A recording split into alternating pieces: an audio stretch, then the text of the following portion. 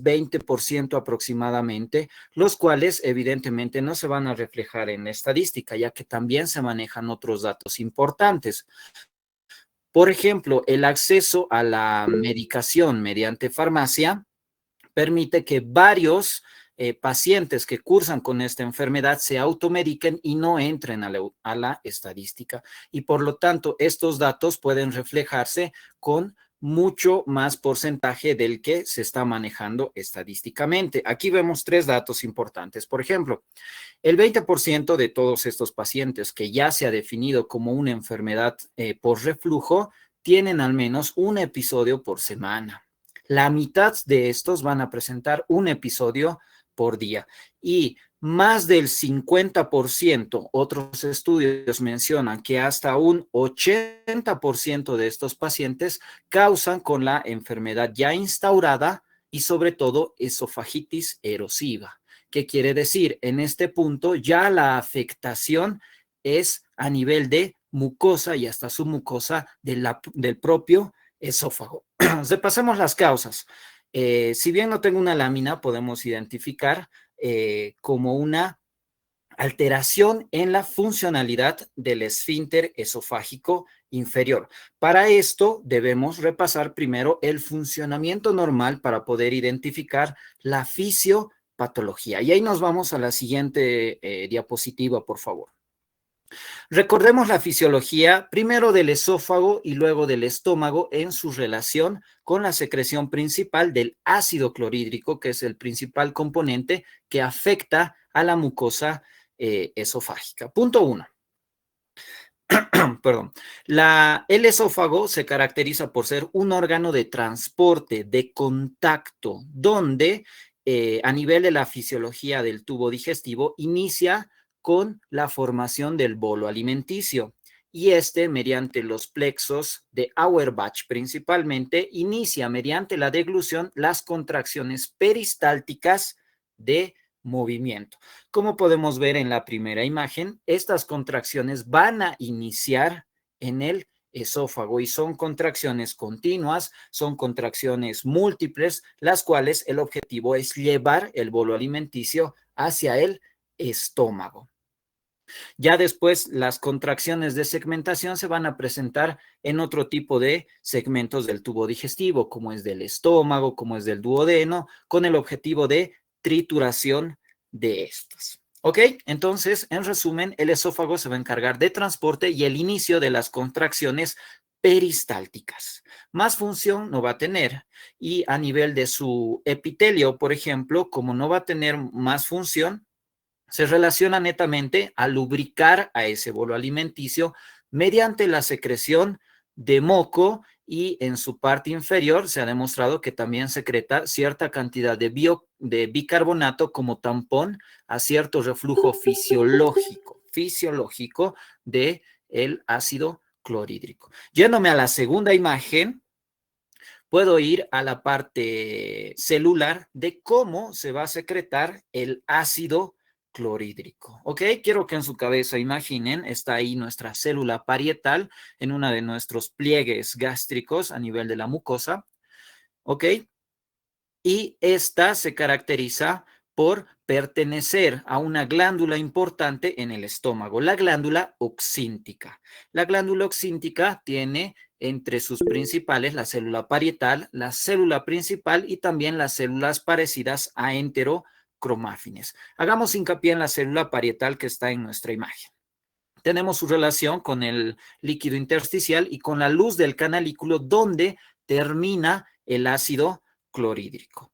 Empezamos con una molécula de agua, ahí tenemos un H2O, el cual se va a disociar en oxidrilo y en hidrógeno. Y ya tengo el primer componente del ácido clorhídrico con el hidrógeno, el cual va a salir a la luz del canalículo mediante un antiporte, un intercambio con otro protón, que en este caso es el potasio. Hidrógeno y potasio se van a intercambiar continuamente y a esto es lo que le llamamos la famosa bomba de protones. Posteriormente, el oxidrilo se va a fusionar con la respiración celular, con con la respuesta de este, que sería el el dióxido de carbono, y ambos van a formar el bicarbonato, que a nivel de líquido intersticial va a ser un intercambio a nivel de el cloro. El cloro va a pasar por una difusión facilitada mediante su proteína correspondiente y en la luz del canalículo forman el ácido clorhídrico. Las características de nuestro ácido clorhídrico es que, uno, tiene el pH más bajo que existe en el cuerpo, aproximadamente de 0,8 de potencial de hidrogeniones, lo cual es una característica importante fisiológica para el funcionamiento de la digestión al empezar la trituración molecular y convertir el bolo alimenticio a quimo. ¿Ok? Entonces, eso me da a entender que, uno, el estómago es el único órgano que tiene la capacidad de secretar y protegerse del ácido clorhídrico, ya que este en cualquier otro vecindario de nuestro organismo causa daño. Eso me da a entender un segundo punto. El estómago tiene que ser una cámara presurizada donde no escape el ácido clorhídrico y va a estar limitado efectivamente en la parte inferior por el esfínter pilórico y en la parte superior por el esfínter esofágico inferior. Y en el momento que vienen los movimientos de propulsión, de mezcla en el estómago, estos esfínteres tienen que mantener cerrado la parte gástrica para que no escape. En nuestra patología, la afectación de, en este caso, el esfínter esofágico inferior causa que en el momento de que el bolo alimenticio se encuentre en el estómago, exista escape de este ácido clorhídrico, provocándonos la irritación. ¿Ok? A grandes rasgos puedo mencionar esto, pero ya desmenuzando cada punto, cada segmento que va participando en este detalle, nos da a entender muchas situaciones más. Por ejemplo, tenemos la disminución en la producción de saliva como exacerbante de este. Nosotros, de forma fisiológica, tragamos cada cierto tiempo, deglutimos saliva, y esto estimula a la formación de los anillos peristálticos de transporte.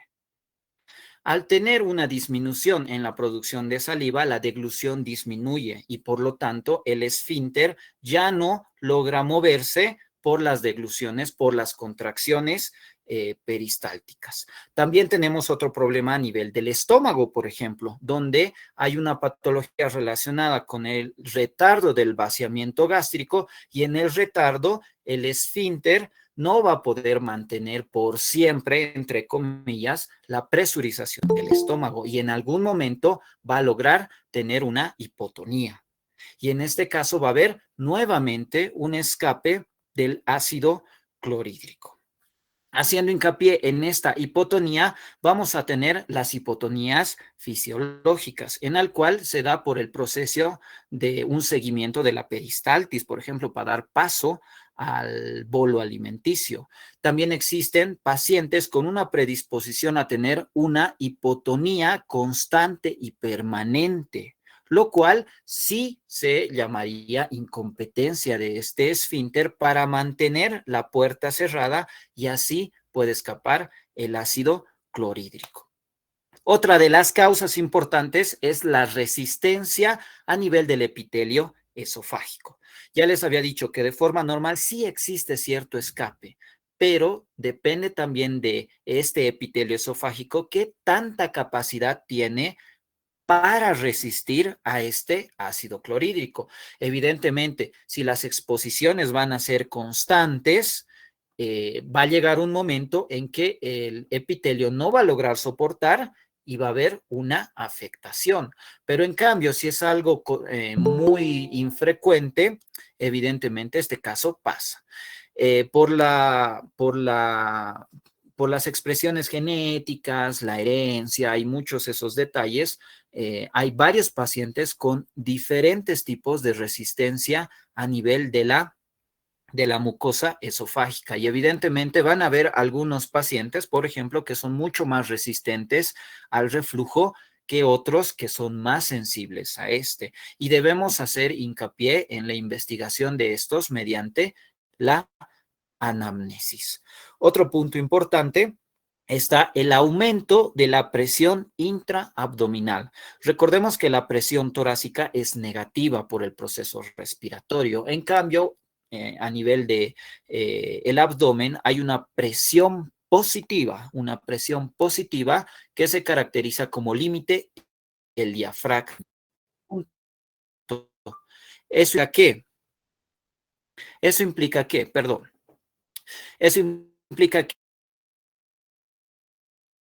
que la presión, entre comillas, jalando a la presión abdominal. Y eso hace que si nuestro esfínter esofágico inferior por algún motivo siente un aumento de la presión a nivel abdominal, por ejemplo, un embarazo, por ejemplo, obesidad mórbida, por ejemplo, cuando un paciente ni bien se alimenta, toma una posición de sedestación, la presión va a aumentar y la predisponen a tener un reflujo es mucho en este. También, como último punto para las causales, principalmente la alimentación de estos, ¿ok? No es lo mismo una persona que tenga una alimentación relativamente normal, entre comillas, saludable, que un alcohólico, ¿verdad? Recordemos que aumentar la acidez del ácido clorhídrico mediante otras sustancias causa que las mucosas del tubo digestivo no logren soportar. Tienen un pequeño escudo y sobre eso yo darle más ataque implica que tarde o temprano las mucosas van a ceder. El consumo de alcohol, el consumo de chocolate, el consumo de alimentos condimentados, la gran carga que se le da al estómago mediante comida abundante, la comida fuera de horario, principalmente en la noche, causa este tipo de problemas y te da más predisposición a que el reflujo sea más constante y la enfermedad se instaure de forma precisa. Ok, vámonos a la siguiente lámina para estudiar la parte de la presentación clínica. Siguiente, por favor. Bien, el 90% de la sintomatología se va a referir principalmente a pirosis, ¿ok? Pirosis. ¿Qué implica la pirosis? Es un dolor urente retroesternal que se irradia hacia la parte superior, que puede ser hacia la faringe, ¿ok? Entonces, después de una alimentación, normalmente en la noche, este dolor se hace cada vez más frecuente. Un dolor de tipo urente. ¿Qué quiere decir? Dolor quemazón, que te quema por dentro. Y los pacientes también lo relacionan con otros dos sintomatologías clave, como es la odinofagia y la disfagia, que te causa, fuera del dolor quemante, también una dificultad para tragar y un dolor constante a nivel de la faringe. La regurgitación se caracteriza por el regreso del bolo alimenticio similar a un vómito, solo que este no va a tener arcadas que lo precedan ni náuseas, es espontáneo. Y esto también se caracteriza porque el esfínter esofágico tiene cierto grado de insuficiencia, ya que no puede contener el bolo alimenticio y lo retorna hasta la cavidad oral. El problema de esto es que este bolo alimenticio ya está salpicado de ácido clorhídrico, entonces el contacto directo se va a hacer por este punto. Y varios pacientes también lo van a presentar, de que sienten, entre comillas, de que la comida surge un retorno a cavidad oral. Y algo muy importante que se ha manejado bastante recientemente es el dolor torácico no cardíaco. Se hace hincapié en que sea no cardíaco, ya que siempre varios estudios relacionan a que es un dolor similar al de un infarto agudo de miocardio, evidentemente con cierta irradiación hacia mandíbula, pero este se caracteriza por tener relación con la alimentación mayormente. ¿Qué quiere decir? Un paciente va a almorzar, va a cenar, etcétera, y este dolor se hace característico en este punto. Evidentemente hay que hacer la investigación, la anamnesis para descartar que no se trate de algún tipo de isquemia miocárdica, pero sí o sí poder recordar como dolor torácico no cardíaco. Como principales síntomas, evidentemente se van a sumar muchos otros más, los cuales se hacen menos infrecuentes, como la aparición de náuseas, algunos eruptos, etcétera. La parte importante que nos ayuda a identificar si la enfermedad ya está instaurada o si esta ya está de forma crónica es que también existen síntomas extraesofágicos, como el que puede ser, por ejemplo, principalmente aquellos que se relacionan a la parte respiratoria, ya que el reflujo no solo va a afectar cierta parte inferior del esófago, sino también puede llegar hasta el esfínter esofágico superior y su contacto con la parte laringea. Evidentemente, al tratar de irritación de mucosa, vamos a tener faringitis, podemos tener laringitis, podemos tener tos crónica, principalmente nocturna, la disfonía y en algunos casos que hay mucha regurgitación, la parte dental se ve muy, muy afectada, los cuales los pacientes normalmente a edades cortas sufren infecciones por caries dentales constantes y no se entiende la causa evidente de ese punto.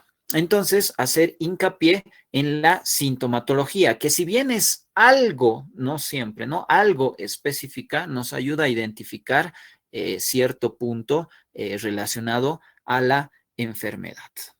¿De acuerdo? Entonces, pasemos al siguiente, por favor. Bien, recuerdo haber puesto una lámina de fisiopatología, no sé si se encuentra al siguiente. Esta, perfecto. Ya habíamos mencionado referente a las causas y todos estos puntos, pero debemos entender cómo es que ocurre esto realmente, ¿no? Mediante una noxa sobre nuestra mucosa esofágica, la cual causa inflamación. Esta inflamación, la primera vez, evidentemente, se va a limitar de forma fisiológica, pero si esto es constante, la mucosa esofágica tiene que adaptarse a este punto. Entonces, aquí vemos en el dibujo estrellado, una hipersensibilidad. ¿Qué quiere decir? Una hiperexposición al, al ácido clorhídrico principalmente, y esto se va a llevar de acuerdo a las causalidades que habíamos puesto. Un retardo en el vaciamiento gástrico, vamos a tener un esfínter esofágico que no va a tener la capacidad de contener toda la cavidad mediante se hace la mezcla gástrica, vamos a tener también unas contracciones peristálticas infrecuentes y una acidez